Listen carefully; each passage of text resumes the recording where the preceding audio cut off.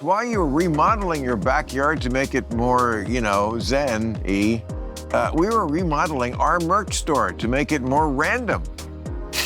We've slapped our new logo on t-shirts, tie-dyes, hoodies, and hats, and all with premium printed labels. Look, I wasn't kidding. We have it because tags are like the junk mail of clothing. All merch is available exclusively at clubrandom.com. Once again, that's clubrandom.com. Well, this week's Club Random Classic is Kathy Griffin. I love Kathy Griffin, one of the few people who can honestly say she was investigated by the federal government over a comedy bit. I'm one of the others, probably. We talk about the Trump photo, the friends who vanished, the career she had to rebuild, and what happens when the outrage machine finds a new victim but leaves you holding the bill. Kathy and I don't agree on everything, thank God, but she's funny, fearless, and constitutionally incapable of giving you the sanitized version. It is a conversation about comedy, survival, and refusing to disappear. Oh, they always hide. Where is she? Oh, my God. Bill, it's here. Thank God your hair is so in the bright. Corner. Hello, darling. Sweetheart. Come here. Oh, how are you? How have you been? I've been okay. Yeah? I know you've had your ups and downs, and I have. but I never ever think they get you down. No, really, you're not the type to go down. You're just a fighter. Your whole thing is, I mean, not your whole thing. You're hysterically funny, but you're a fighter. So I never really worried about you. The bad thing is I'm a street fighter. So along the way, I've made some enemies, but I'm trying to turn into more of a strategic fighter. That would be great. And at 62 years young, I'm really going to change this time. I really am. That's a great thing to say because first of all, you can never get to any age where you go, oh, I've stopped, especially when it's about making mistakes. Yeah. I do the same thing. I look back even 5-10 years and go, oh, what a dumbass thing I did. The stuff I would say, by the way, I thought I was doing it for like the work, but like the stuff I thought everything was a battle. I thought whether it's a piece of the set dressing that I feel strongly about or, whatever, my own writing, and looking back, not everything was the same level of battle that I kind of treated it like. That's funny that's great. Also great that you recognize that because that is exactly how I saw you. Why does this girl make everything a battle? I thought you must like it because you were always doing, really. Who fights with the left and the right? Very few. I do. But, I guess I'm crazy too. But I mean, to the point of getting canceled by both. Yeah. And by the way, canceled is sort of an adorable way of putting it. Remember, it was under investigation by the Department of Justice, the U.S. Attorney's Office, the Secret Service, no-fly list. That's so insane. But also, look, as you know, it's not that hard to scare off buyers. And the buyers really, I think until maybe just very recently, have been scared off. Buyers of what? Yeah, like the buyers, like the networks, the streamers. Oh, people who might buy the Kathy Griffin product. Yeah, buy the Kathy Griffin, but also even to feel safe having Kathy Griffin at their theater. You know what I mean? Of course. So. No, I know you, when you did the Trump picture. Yes. I mean, which, God, when you look back on it, I look back at my 9/11 thing, and it all just seems surreal and so. I mean, I thought it was stupid at the time, and I thought what they did to you was stupid at the time, and I remember I had you on to say that. But when you look back, it's even stupider. Yeah. And compared to the other stuff that we should have been focusing on, it was the classic. The paranoia of just also what's so annoying about that is it's what I hate about our culture. Robotic things, TSA, things where like, if you handle this like a human, like the Israelis handle security. I remember being in Israel and going through security, and I had a thermos that looked just like the bottom of a bomb. Now, if this was the TSA, it's just like, are you kidding? They just go by the rules. Yeah. We only know this rule, and the rule is if you take a picture with Trump's head, you're a dangerous person. Whereas like in Israel, when they found the thing, this very intelligent, and in Israel they are ex-military intelligence who do this at the airport. asked me like 8 questions and was like, okay, I'm an intelligent person. I see this is an American comedian. He's making a movie over here. This really is a thermos for cereal. Yeah. They could just tell because they're using their mind. Yeah. As opposed to what happened to you is more examples of that. No, we're robots. Mm-hmm. This is the rule. And she is going to cause beheadings in an innumerable fashion, more than you can ever imagine. And she is no different than a bride of ISIS. She's Kathy Griffin, bride of ISIS. I mean, that was the shtick. Right. Now I'm only eating baby parts with you, Hillary Clinton, and Tom Hanks. And by the way, Seth Green. Did you know the Qs have been going for poor Seth Green? No, why? They think that for some reason, Seth Green, they think he was like one of the original people at Comet Pizza in the basement with Hillary harvesting baby parts. And I've talked to Seth about like what it's like to have the whole Q world not just come at you. Seth Green, voice of Chris Griffin. Seth? Yes! Yes! From like the teen movies with red hair as a fellow ginger. Yeah. But they're convinced Tom Hanks is harvesting the baby parts. Yeah. And that shit didn't happen 7 years ago. Right. I'm just telling you, my whole career for the crap I got in trouble with, I went this too far with a celebrity, whatever.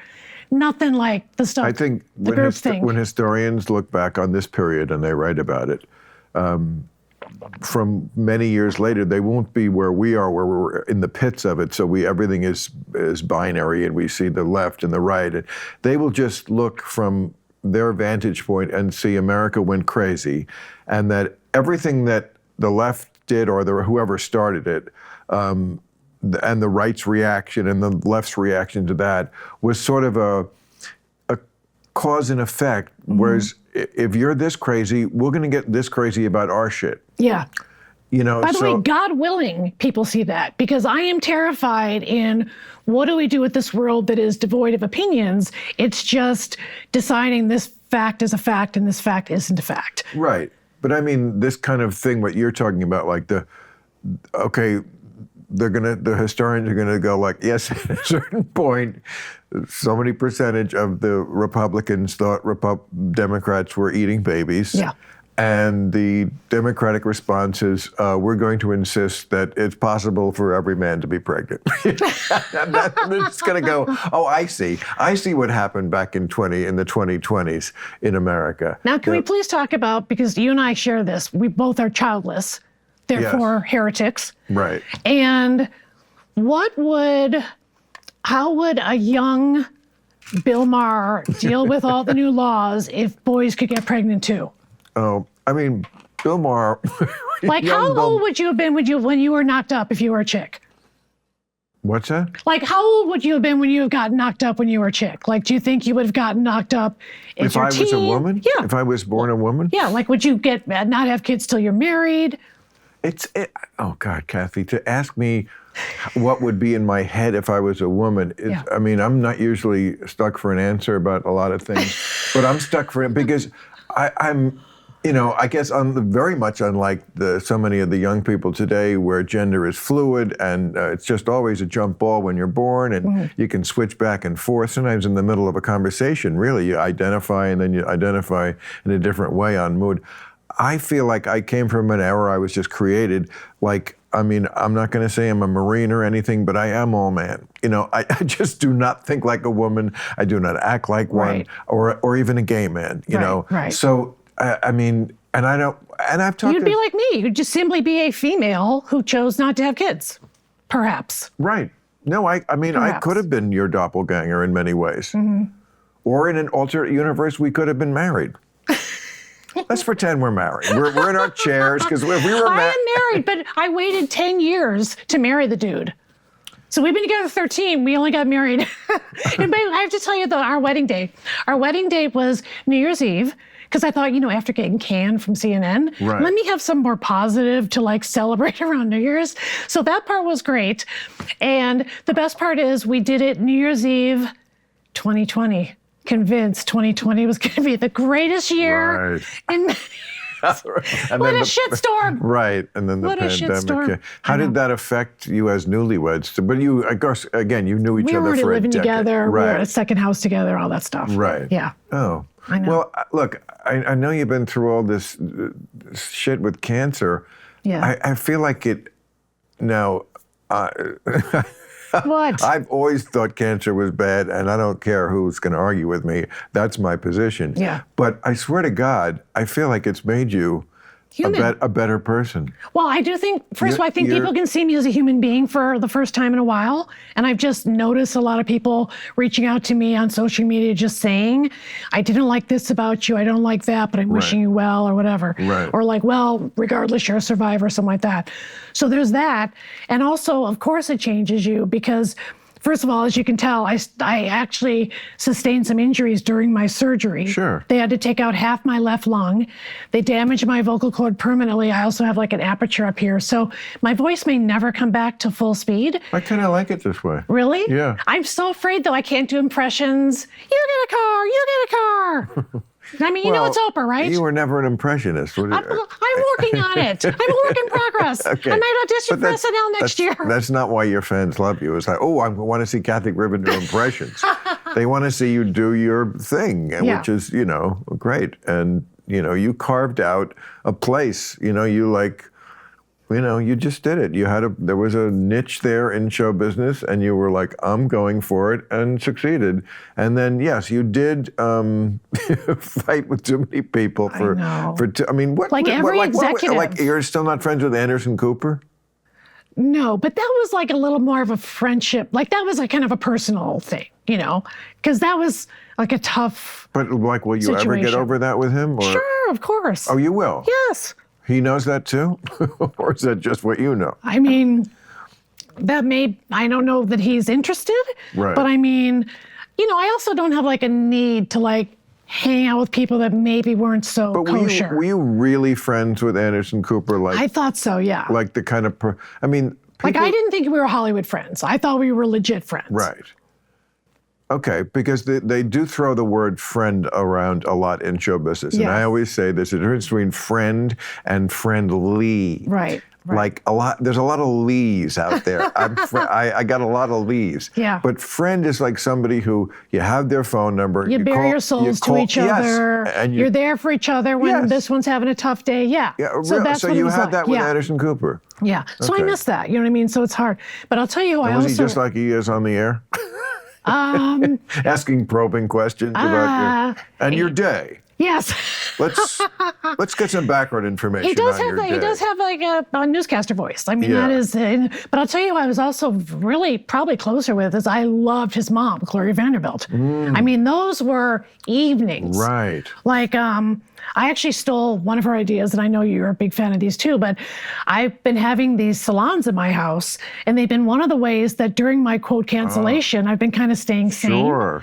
Just 10 people, phones down, real conversation, smarties, like people that you kind of cast, like Sue Mengers was a friend of mine. I used to go to those dinners. If people don't know, Bette Midler, the great Bette Midler, played Sue Mengers on Broadway. Broadway. I don't think was it out here? I don't know, but it was definitely on Broadway. What was it called?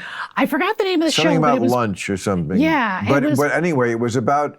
She played this super agent, Sue Mengers, who was a real person. I certainly knew her quite well. She was the first powerful woman agent. And she repped Ryan O'Neal at the height of his Barbra fame. Streisand. Jack Nicholson, Barbra Streisand, Steve McQueen. Yes.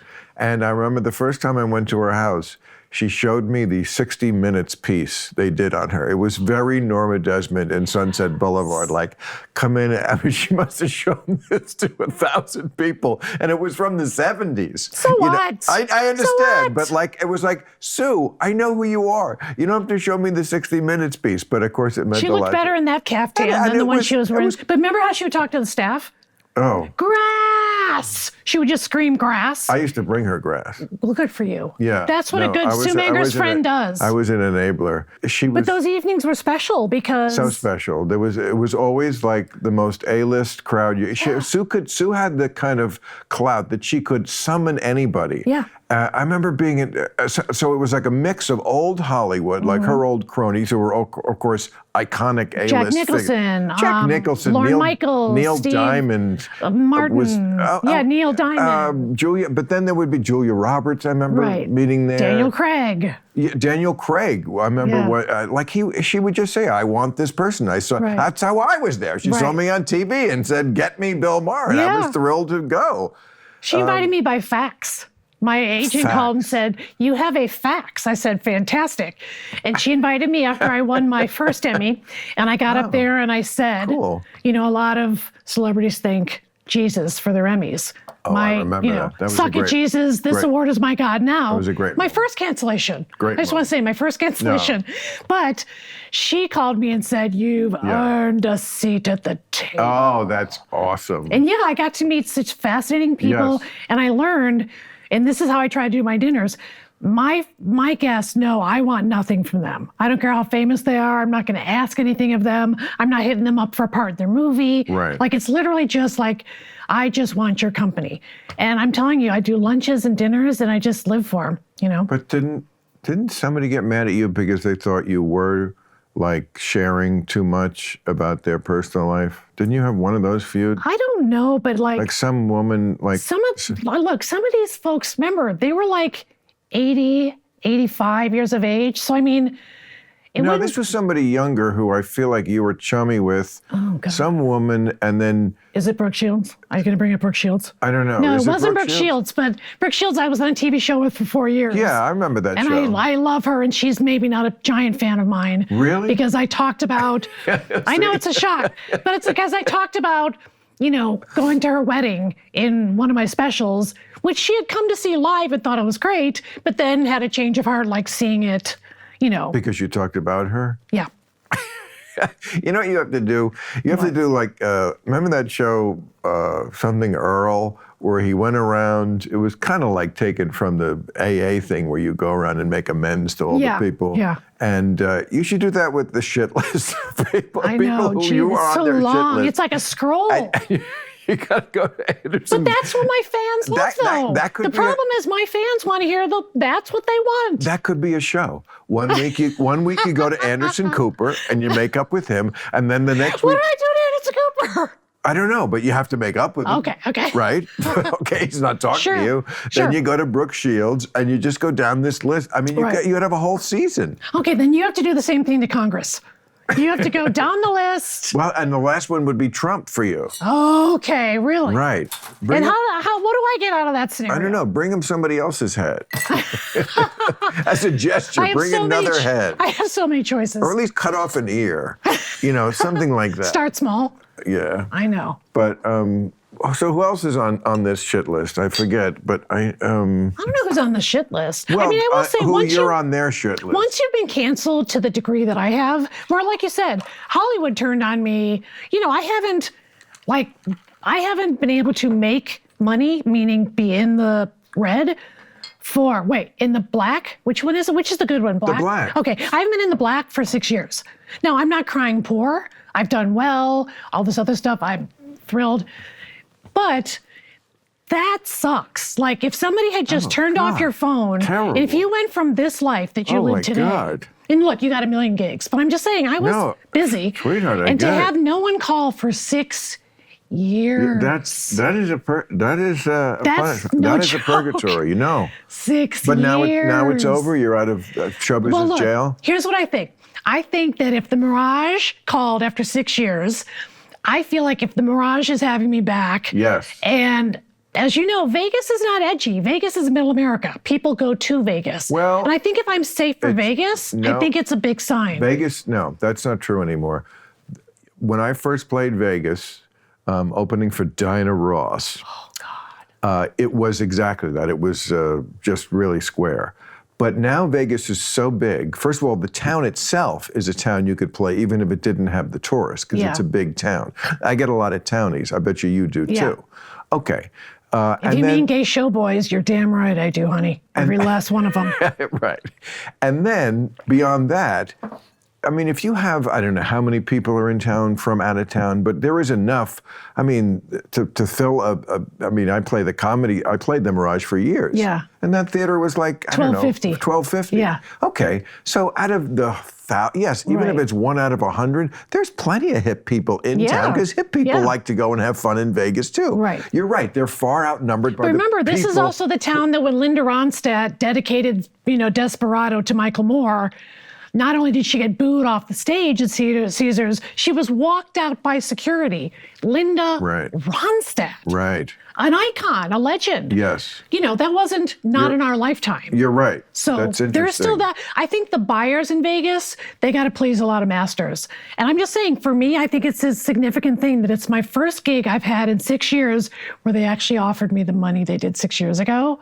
Meaning in a good way. Yeah. Meaning it wasn't come do this for free. Right. We're doing you a favor if you come host my charity for free again. Right. Like it's been 6 years of I'm helping you by you coming and suiting up, So it just feels good to have like a gig.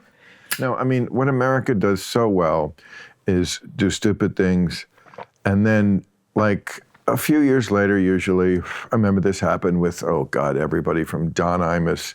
And some people get canceled permanently, but there's a lot of, maybe we did overreact. I hope so. I'm banking on it. I am banking on it. Absolutely. Because, by the way, the reverse is horrifying.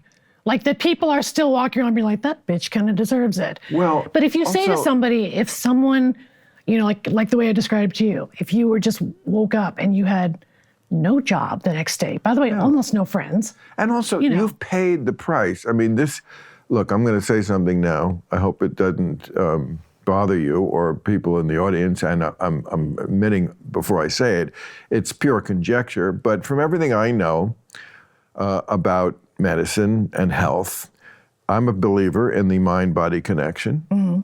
And we don't know exactly what causes cancer for sure, or else we could go and have it diagnosed. But stress, extreme stress, yes, I think is very, very involved in, again. I'm just saying, I got lung cancer. It's not in my family. I never smoked. Right. It's a tumor, ironically, that had been there since 2009 and not grown. Then all of a sudden it's double in size. And then it's like, we got to get out in 3 weeks and we're taking half the lung. Right. So I know.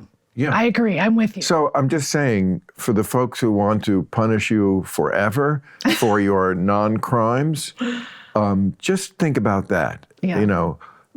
You got your price of your pound of flesh or however much that tumor weighed. Right. And almost literally. Yeah. And besides not making the money, and also just the days of wondering about your future and your Bill, past. If you couldn't make people laugh anymore, come on, you know what that does to us. It's not just a daily routine. Right. You no longer can even make people laugh on social media without, you know what I mean? It's taking that away has been the hardest thing. It would be like cutting off the last 10 inches of my penis. And we don't have those to spare because we got the first 3 feet and then we roll it back up for the next girl. Now, what's going on in your love life? I'm afraid to ask. Oh my God. Go on. Mom. Don't be shy. Mom. Come on. First of all, I was there for classy, honey. Don't act like we don't go back. We fucking go back. I don't talk about my personal life. I really don't. You're so full of shit. I don't. Come on. Why don't you brag about it? First of all, because... Can you get a date, Bill? No, there you go. That's it. That's what it is. And also, I'm just focused on helping and healing America. I wish I had time for a social life, but my complete dedication is to healing the rift in our nation. So that's where I am. Wow, you're just a saint. A saint, and or duct tape. All right, now this is. As you talk about a lot, I talk about, knowing what you can talk about on stage, because I sort of think this is funny, but I don't know if the audience would. But I am being sort of humorous, but not kidding, when I say I now give the planet 7 years. I used to be 30. Right. Then how do you see us keeping up this pace, and for how long? It's so interesting you put it that way, because it sounds to me like what they've always said since I've lived out here about earthquakes. Right. Which is like, oh, the big one is coming. The fault. The fault. And the big one is coming. Yeah. There's no doubt about that. But climate change is not the big one. No, I'm talking I'm talking about an earthquake. Yeah. I'm just making an analogy because I thought it was interesting the way you put it. And I have had that feeling since I moved here about the earthquakes, which is, okay, you keep saying we're due, and then we're really due. And in the last 10 years, going back almost 10 years, I remember people saying, maybe not in so many words, but letting the people who kind of could read between the lines know, this is going to come in the next 10 years. And now we're almost up to that 10-year point when I heard that. Yeah. So, like, it's the same thing with global warming and the destruction of the planet environmentally. Is it going to happen? Yes, I believe it is too. 7 years? Probably not, but possibly. Like, we're spinning the wheel on it. It could be 7, or it could be 70, or it could be never, because they figure out how to fucking foil it. Yeah. Or maybe they were, look, they're not always right about, I wish they would stop predicting environmental repercussions, because they've done it a lot and it hasn't happened. Mm-hmm. Like in 2003, James Hansen, the NASA guy, was like, if we don't completely reverse what we're doing in 10 years, it's too late.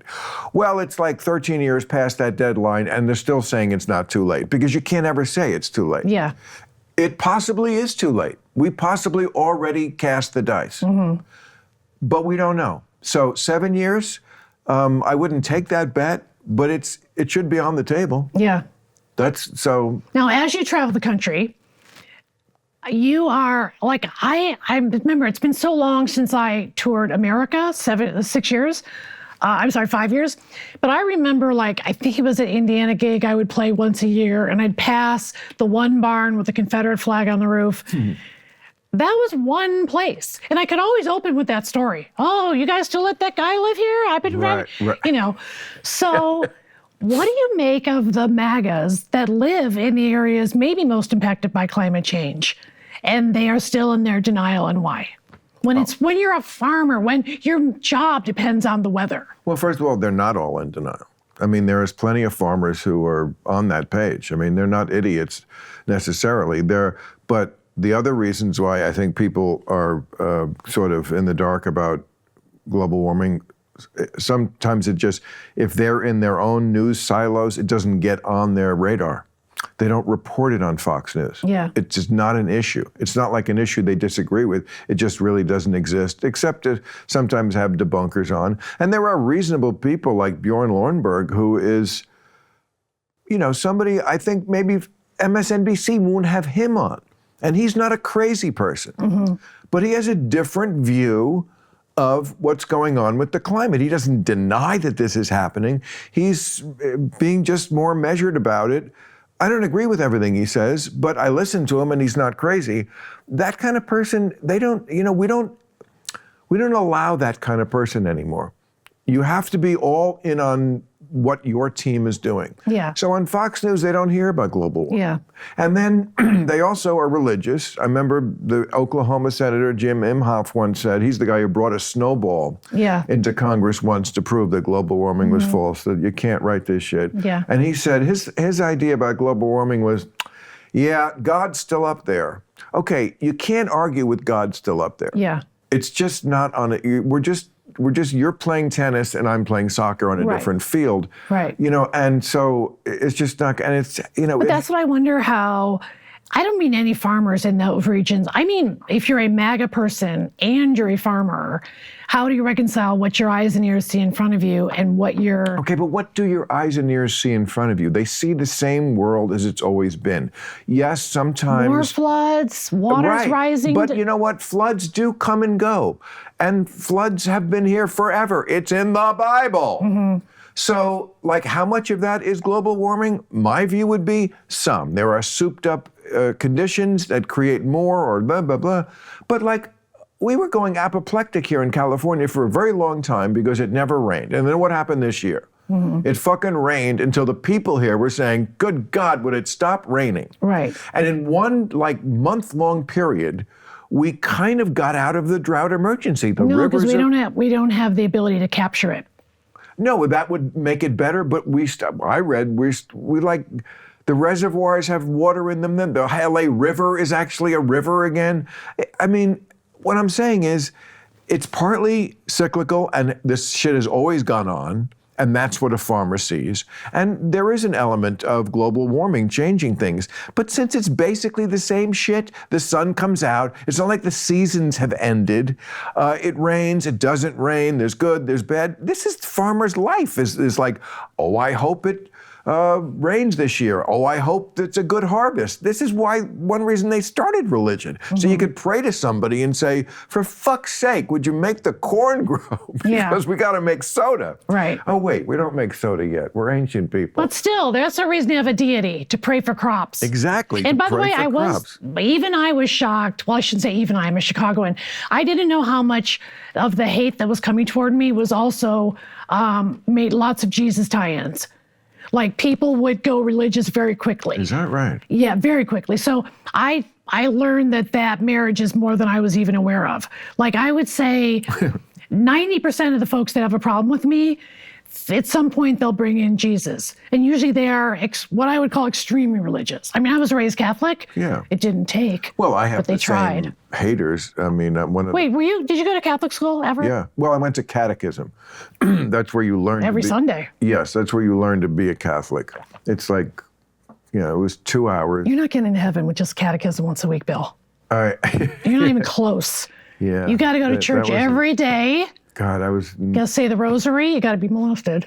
You got to do a lot. It's very proactive. When I think about the stress that I worry about now, it's nothing compared to the knot in my stomach that involved going to the catechism school. Because school made me very nervous. Also, regular school, I was easily bullied and shy, but catechism these were kids I didn't know from like other towns, and the classroom was way bigger, and there seemed to me there was 1,000 desks and kids in that school, and the nuns were very strict and mean, and they were not fire and brimstone. Yeah, they were not like the nice teacher I had who wore sweaters and I could look at her tits, and this was a nut. You had what's called a lay teacher. They don't count. They're not divine. No, they don't even know God properly. So to go from that normal school and then to see these mean, seemed like 1,000-year-old creatures in the black shroud, it's scary. Just that outfit is fucking scary. Yeah, of course. It's supposed to be. I mean, you don't know what the fuck's in there, but something's in there. Some kind of trouble was in there. Some meanie. Someone was bad mean to shit's me. in there. Yeah. So, but you know what? I guess that's the kind of thing that people bleat about in therapy for the rest of their lives. I don't get that. I mean, it's like, was it traumatic? Yeah. The last thing I want to do is remember it. Yeah. Don't we have a mechanism, don't you think, as humans to purposely forget? Purposely not have to remember every minute of catechism and just kind of remember a couple lightning bolts of a few seconds? Wouldn't you like to forget all the trauma that you've had? Yes. Oh my gosh, absolutely.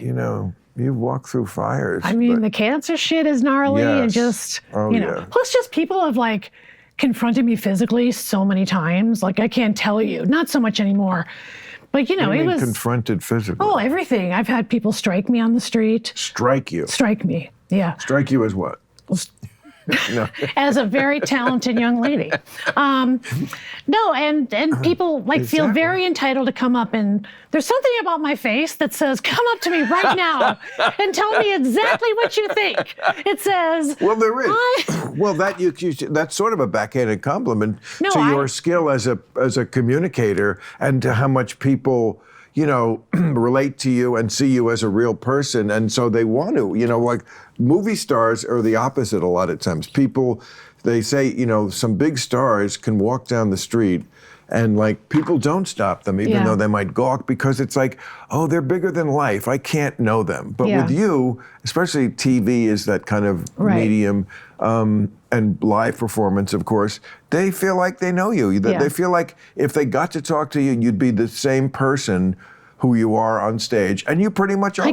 I'm pretty the same. I am but too. I'm talking about the MAGAs that want to come back and tell me, give me a piece of their mind. No, they don't even know my work from before. They just know me as the mean picture lady. Where do you encounter them? I'm walking down the street. What street is this? I remember one time. It's not in Los Feliz. Bill, I might walk down the street a little more often. What street is this? It's not in Los Feliz. It's not in San Francisco. San Francisco? San Francisco, right in the Embarcadero. Like 4 people were very upset. I was in a restaurant, a really fancy restaurant in Santa Monica, and a woman,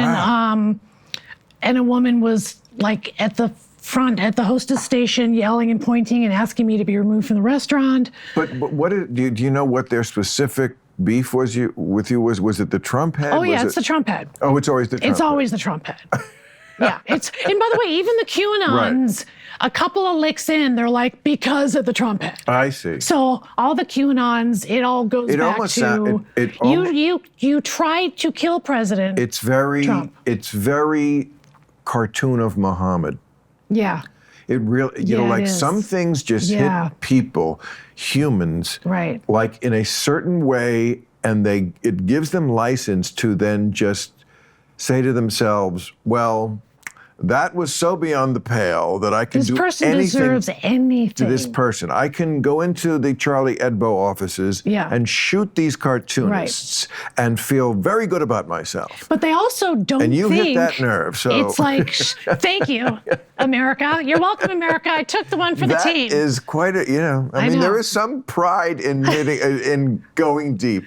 Yes. You went deep. I'm a thinker. I'm a thinker. I made people think, damn it. And that thing really wasn't even your idea, was it? It was the photographer. No. Right? I collaborated with him. I said, look, I'd like to do something about Trump in some way, and then one of us thought of the head, one of us thought of the blood coming out of his wherever. And that was about as deep as it went, although Hillary Clinton thought it was Medusa and Perseus. So let's just go with that. Really? Doesn't that sound smart? She goes, I just assumed she was doing Medusa and Perseus. I was like, me too. Well, Hillary Clinton, was a presidential candidate, the valedictorian at Wesleyan, and the first woman on the moon. So just like Trump. Just like Trump. Same diff. No, wait. Do you remember the time, my old friend Bill, do you remember the time that we were at a Larry King party at Larry's house? Oh. And who's the producer that sent us to a restaurant on his tab? A really good Italian place. Jerry Weintraub? He's no longer with us. You're right. I do vaguely remember. I remember the restaurant. It's on Robertson. Yes. It's a really good Italian place. Like Il Piccolino or something like that? Yeah. Okay, I do remember that. And I was with actually a guy that I knew from New York, and he was in town, and we went. We had the best time. But was it Jerry Weintraub? I think it was. But wow. Somebody like that, yes. It's a shame. Is he not with us? I believe he's no longer with us, but I remember that night.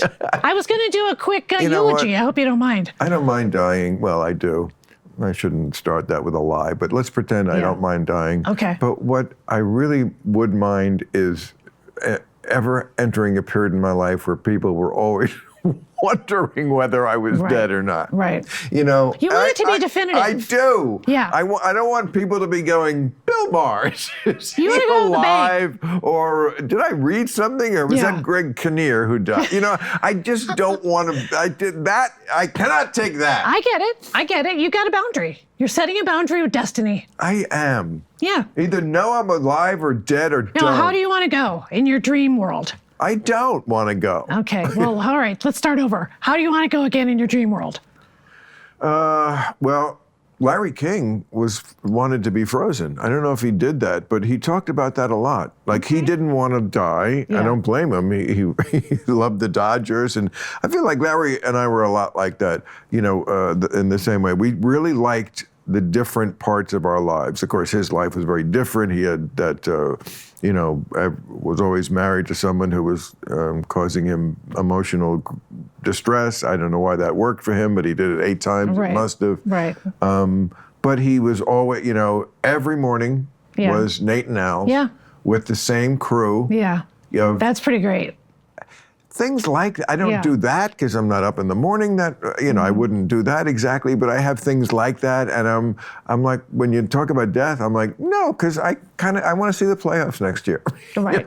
If I die, I'll miss the playoffs, and I like the playoffs. No. So can we talk about some just epic moments that admit it? There isn't a show anything like Larry King anymore. I'm actually surprised. I thought they should have given that hour to Anderson Cooper. I thought he could have carried on that legacy beautifully if you wanted that 6 o'clock hour.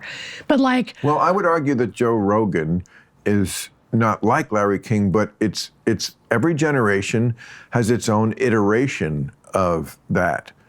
And certainly there are differences, but huge audience. Yeah. Bigger than Larry King ever was. But Larry also had that thing where you kind of would go there for the softballs too. Like Paris Hilton went there the day after jail. And I feel like Joe Rogan does that, not softball necessarily, but he's not looking for a fight, and he's willing to open the mic to people. And let the person talk. Right, even the ones that the establishment of some kind or another says, how dare you let that person speak? I'm sorry, how is Joe not establishment? Doesn't Joe have 11 million listeners a day or whatever? Yes, he does. But that's like, how dare you have, doctor, I forget the doctor he had on, and there's some shady things about that doctor. He's a doctor. And could I just hear him speak? He's, he has credentials, and let's keep an open mind on this versus, oh no, medicine, it's always set. It's never set. It's the one science that is especially never set. I'm just glad you're picking up the ball for Joe Rogan. That guy needs all the help in this industry he can get. No, he deserves it. I know. He did a great thing. But I would say he is our generation's Larry King in the same way that there was Carson and then Letterman. Yeah. Leno, and then it moved to Fallon. It was that show has evolved quite a bit. Johnny Carson, it was really a talk show. Yeah. Now the talk is... Johnny, it was 90 minutes, remember? At the beginning. Yeah. It's actually 1:45 at one point. Wow. 1:45 when God, the epic stuff that would happen on that show. I mean, that's the one thing you wouldn't get with a Rogan. The weird interactions you'd get with like a drunk Joey Heatherton and John Lennon or like just, No, of course. A podcast is only the talking part. There's no production value and there's no band and there's no monologue. But just for what Joe does, he kind of opens that mic like Larry did. Yeah. And Elon Musk will do that show, and the biggest people in the world, because they know of the reach. And I just think also Joe earned that. It's like, this is just a regular guy, smarter than the average bear, but is not going to be intimidated, first of all, by you saying, don't platform this guy or don't listen to this. And will let anybody speak, and usually has a common sense view of it of his own. He's a little to the right of where I am on things. I think he didn't he recently say he would vote for Trump or something? I mean, to me, that's beyond the pale. But then he also said he actually thought Obama was like the gold standard for like the best president in his lifetime. Yeah. I don't get the people who just hate Joe Biden. Or even Hillary. To me, these people are so bland, which is really when a Democrat is good. We want a nerd who knows how government works. I mean, yes, it's also great. I also don't want to know their religions. Like I remember as a kid not knowing the religion the president ever was. Well, we knew Kennedy. Yes, but that was because, because it was such a big thing. But also our house being Irish, that was like such a big deal. Same with my father. Oh God, they could do no wrong in our house. Oh, that's so funny. I'm so glad you said that, because that has exactly been my line my whole life when people ask about the Kennedys. Exactly what I've said a million times. They could do no wrong. Because it was so hard for a freaking Catholic to finally get there. Also Irish. We were not going to fuck it up. But also Irish Catholic. The Irish part of it was, because when the Irish here, we were not welcomed, and Biden's... My parents were here. My grandparents came over steerage on the boat. My mom was the youngest of 16 kids. Is that right? 16. The fucking Irish, they don't fuck around. They don't believe in that. I know, it's that crazy. Demonic birth control. 16 kids. The rhythm method. She bragged about it. Biden is in Ireland right now. Mm-hmm. He's and I was reading his great grandparents, whatever, came over in 1849, and there's just this group of us. Mm-hmm. We kind of look alike. Yeah.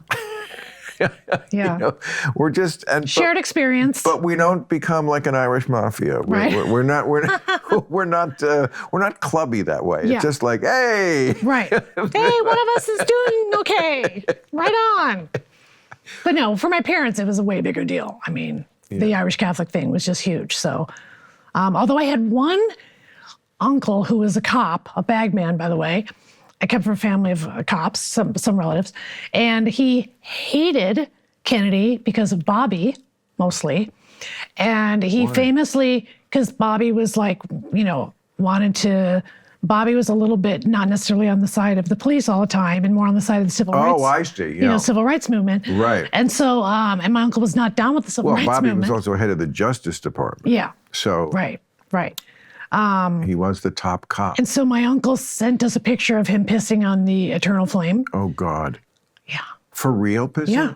See, it's in your history. But remember, they didn't have cameras he just did it and... But that's like so carrying a Trump head. It's like it's in Oh, your... no, our family bragged about this photo because isn't Uncle Mo a riot? Like we thought it was like the greatest thing, hilarious ever. Don't you see a connection Yes, there? of course. And by the way, we like JFK. But even still, we're like, well, Uncle Morris, you can't stop him. Now, there was drinking involved, Bill. Did you see the... And by the way, in every single member of the family, except one or two. The Marilyn Monroe movie with Ana de Armas? No, I didn't watch it. I kept hearing it was like, you have to watch her go through all that stuff again. Well, it is unremittingly sad. It's like this, Oh, God. This chick never had one good day in her life. But Yeah. I know, they did treat her terribly. But there's a scene at the end that is so hard to watch if you're a Kennedy lover because here's the scene with Kennedy. They bring her in. She's very excited in the car in Washington. You see the Capitol in the background. It's like she's going on a prom date. And, oh, finally a man who loves me. Yeah. Whatever. God. And they bring her upstairs. They leave. It's like I guess his bedroom. They leave the door open. I guess Jackie's out of town. The Secret Service guy leaves the door, but sits right outside the door so he can hear everything that's going on. And Kennedy's in bed. He appears to be naked, but the sheet is up to halfway over the chest. And he's on the phone. And he never gets off the phone as he just indicates to her to blow him. Yeah. And she blows him while he's on the phone. And it's a graphic close-up. Not a fun gig for her. For Marilyn or Ana de Armas. I found it so disturbing. Yeah. But remember, that was always the joke about Warren Beatty. He can make love to a woman while making a deal on the phone. Oh. It just painted Kennedy as the most selfish, awful prick. So I just want to say, it's made up. Is it possible? It's like the 7 years thing. Is it possible that Kennedy was exactly like that? It is possible. But let's not forget, you just made it up. You weren't in the room. Right. And I prefer to think that John F. Kennedy was a little nicer and wouldn't have just pushed her head down. Oh, God. Is she gagging? That's the worst. Yeah, kind then you have of. No control. That's the graphic scene where she's just just kind of like, and like she's like surprised that it's happening, which given the rest of the movie and all the guys seems like a kind of a stretch that you'd be surprised it's happening. But I mean, it's just you do feel, look, here's what I have to say about Marilyn, and I don't care who disagrees with me. I think she's a candle in the wind. Slow clap. End of Hoosiers. The home team finally got a touchdown with the little guy. No. Slow clap. I've trashed Marilyn Monroe enough in interviews. I'm not going to do it again. You certainly have. I mean, it's your brand. I don't know why I don't. I get it. I just really don't. Stop beating that dead horse. I know. All right? I'm sorry, You're like a Kardashian with lip liner. I get it. You can put it out over and over again. All right. Don't you love the fact that America is like our college campus, and we just like, oh, what's our schedule today? I got to go over to this, Lindsay Hall, right? And and then I go over to this, and we do that with the country. I know, it's amazing. We're just gonna go over to Bethlehem, Pennsylvania. And sometimes it's a casino, sometimes it's a theater, sometimes it's a super PAC. Yeah, it's awesome. Well, yeah, I guess a super PAC. I mean, wait. Like a PAC. Sorry, not a super PAC. Performing Arts Center, PAC. Oh, not a super piece. You're more detail-oriented, I guess, than I am. I just think of it all as the same thing. It's just you're probably right. It's the same thing, but to me, it's just the audience. Yeah. And it's also awesome that unlike bands who have to go through so much bullshit before they actually get to go on stage and sing, we just show up. Oh, it's heaven. You know, no sound check. Do you have a mic? Yeah. Have you ever talked into it before? Right. Okay, make sure that is working. Yeah. And we should be good. Yeah. You know? Yeah. Sometimes sound check. You must be daft. I'm not even in your city yet when you're doing the sound check. Yeah, I know. And okay. What happened? No, nothing. I'm just ranting. Okay. So, and then what about after that? More gigs? After that, we'll see. I mean, I'm probably going to actually write a proper show about just how the last 6 years have been just exceptional something. I mean, that's another thing. You have so much great There is. material. Cancer can be funny. Of course it can. AA, which I'm in, can be hilarious. Well, it can be funny in the hands of a great comic like you. It can't be funny in the hands of lots of people. I've tried to make cancer funny, and boy, it just really bombed. Like, oh man, your cancer hunk at that dinner party sucked. I mean, I want to say that I don't because I have cancer. Right. Well, I'm not above playing a cancer card. No, so I will call a restaurant and say, I have cancer, I want a better table. Pain is something you should always use. Otherwise, you get nothing back for it. Yeah. Art is a receipt for pain. Yes. Painters, musicians. I mean, would Eric Clapton have written Layla if Patty Harrison hadn't left him? No. We all Patty at dead. When's her parade? Where's her rock the hall? Rock the hall. No. You kids who don't know what I'm talking about, look it up in your book with when Eric Clapton met Patty. Well, it was George Harrison's wife, so it was pretty interesting that little. They should make a movie about that. I know, that would be a good one. Fuck. Yes. Hollywood, you lame-os. They'd all be fighting to play him. Absolutely. And her. What a great story. That's right. What are they waiting for? I bet you they do it now, and they'll give me nothing. Nothing, not a goddamn thing. For thinking of it. Nothing but a screener and a gift So what bag. are your days like now? My days are tricky because I am in this weird position of having to fill my days, which is very odd because my whole life was... Film your days. Phil. Phil. That was my old gig, filming every goddamn day. Right. So I will say this, I have been in a lot of legal battles for the last 6 years. So I still have 2 active suits. I've been sued by MAGA folks, everything from other families. Remember MAGA hat kid, that kid Nick Sandman? He went to a school called Covington High School. Yeah, Covington I remember Catholic. that, with the Indian. Yeah, that's right. And so, I know, I was going to stop you and say indigenous person, but I get it. Anyway, Nathan Phillips is his name. And so 12 other families from that school sued me for defamation about tweeting about that incident in federal court in Kentucky, Eastern District of Kentucky, and state court. So I had to send my very happy attorneys, because they work a lot, to Covington, Kentucky to fight that one. And one of those is, those are still gone. There's another guy in Franklin, Tennessee, very newsworthy this week. And he's a guy who was harassing a trans kid at a prom. It was on video. A day after it was all over TikTok, I commented on it. That guy is suing me, saying he got fired because of my comments as opposed to his behavior. And there's a guy next door to me who lived next door to me. We had to move. He was a big MAGA guy and would go in his yard. And there was, my Ring camera would catch him, my Nest camera. And he'd be like, you fucking cunt. Donald Trump put the heat on you. Now it's war, you bitch. And that was my next door neighbor. Wow. Yeah. And so that guy sued me for 3 years, and he sued my husband just to be a dick because I sent that tape to the Huffington Post and I said, if I show up dead, who's going to expect the CEO of KB Homes? Like, It's so random. Like, no, it wasn't Brooke Shields. Right. It wasn't Anderson Cooper. It turns out it was the CEO of KB Homes. And that guy sued us for a year after we even moved. So I found these folks are very litigious, obviously. They appeal everything. And each one of these cases, and I've had 5, they tie me up for about 3 years. God, I can't even. The place this country has descended to, the pettiness, the hatred, and it's really unfair that you are, at the moment, the object of so much of this scorn But all I can tell you is, man, you're a warrior. I'm telling you, getting back on stage is going to be huge. I just know it. It will end, and it will serve as a kind of a trampoline to, I think, boost you into higher stratospheres, you know. Well, I'd be grateful just to work. Honestly, I just want to work. You know what I mean? It's like, and you should. Yeah, I just want to work. And like, I'm happy on the D list. I'm on a very nice, comfortable list I've had carved out for myself. Yeah, you know? Exactly. With a very loyal fan base. Yeah. A loyal, sizable fan base. Yeah. So, what are you doing to prepare for what you're saying, June, you're at the Mirage? Yeah. Are you working out? I mean, you must. I'm working out this time, which I've never done in my whole career. I'm working with a writer.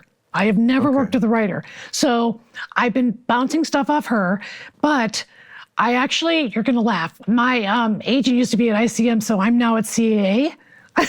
If I haven't made too many, enemies over there. But anyway, so I feel like I'm back with my stand-up agent that I was with until 6 years ago, and we always had a really great relationship, and he just always kept me gigging and stuff. Right. And so he actually said, I think you should actually write a show with somebody helping you. I mean, do you go to the clubs and work at it? I would, believe it or not, I'd rather do like really small theaters, like theater spaces. So instead of doing a club like a Largo or like there's some little spaces, sometimes you can do it at a school. A lot of it is new. You got to. Oh, yeah. Sometimes a school will let you do it. So I can go. Yeah. Like John Cleese did that. He went and did a bunch of his stuff at University of Santa Barbara. So now that I live in Malibu, that's like an easy drive for me. And they might be willing to let me like work out my stuff with their students. Right. Which would be awesome. Because that's it doesn't burn the LA market. So, and you'll have time to do that before June? No, Vegas is not going to be the Kathy Griffin show. The last 6 years have been difficult. Vegas is just going to be Harry and Meghan, Kardashians. Right. I had a dinner party for Stormy. Stormy came over at Daniel's. So like that's my gays want to hear about Stormy. Exactly. They want to make sure she's okay. Right. They want to check in with her. Yes. Like living in Malibu. And you should never not do that. Yeah. I mean, you could mix in, I think it's a great mix for a show. Yeah. To have some of it be about your personal life you got to play the hits. You still want to hear about what had happened when I went on vacation with Sia, because it was just funny. Hey. But I will, I'll talk about cancer because I have to acknowledge my voice sounding different. So I'll do boom, boom, 3 quick fire cancer jokes. I also tried to take my life. So I went to a 5150 psych hold. So that was intense and I should say not normal for comedians. I'm not the first comedian, that's for sure. But that was something that has to be finessed. So I might have 3 jokes for that in Vegas, but I could get into that stuff more with the more written show. So for now, it's let's get 90 minutes of just trying to make these people laugh about all the Vegas craziness, about all the pop culture craziness. Yeah, there's so much now. Yeah. Okay. Yeah. All right. Well, I hope I get to see it soon. I hope so, my dear. And, you call me. All right. All right. Great to see you. Come here. Club Random. I have such a good chunk about Malibu. Mel Gibson's in the neighborhood. Gary Busey got caught whacking off again 2 months ago in a park. What? Gary Busey? Yes! I did DC Cab with him. What? Nick Nolte. He goes to the market looking like that mugshot. I'm not even kidding. Club Random.